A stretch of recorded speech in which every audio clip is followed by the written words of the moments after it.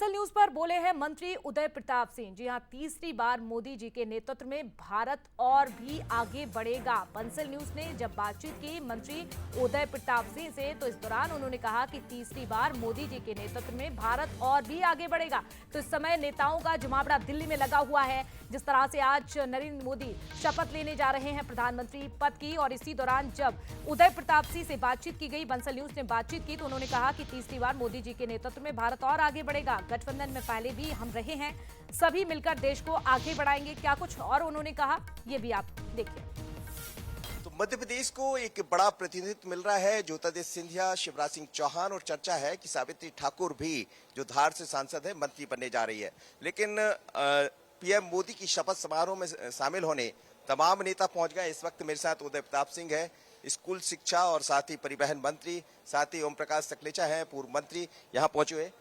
उदय प्रताप जी, क्या कहेंगे, कितनी खुशियां हैं? आप भी लगातार लोकसभा में रहे, लेकिन अब तो मध्य प्रदेश के कैबिनेट मंत्री है, पर ऐसा कह रहे हैं कि 3 मंत्री मिल रहे हैं मध्य प्रदेश को। मुझे लगता है आज का दिन, शायद मैं स्वयं इस बात को मानता हूं कि मेरे जीवन का बड़ा स्वर्णिम दिन है, और इसकी स्मृतियां पूरे जीवन मेरे मन में रहेंगी और पूरे देशवासियों के मन में रहेंगी।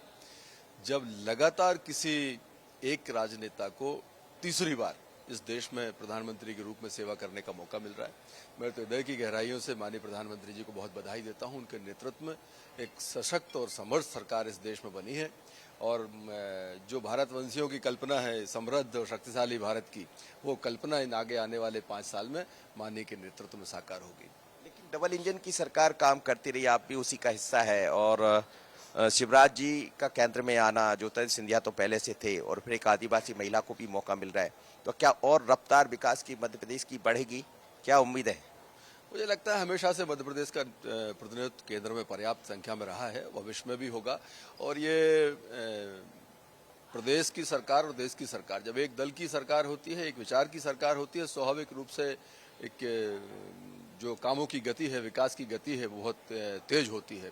और ये डबल इंजन की सरकार आज मध्य प्रदेश में माननीय मोहन यादव जी के नेतृत्व में, और देश में हमारे हम सबके गौरव प्रधानमंत्री माननीय नरेंद्र मोदी जी के नेतृत्व में सरकार बनने वाली है।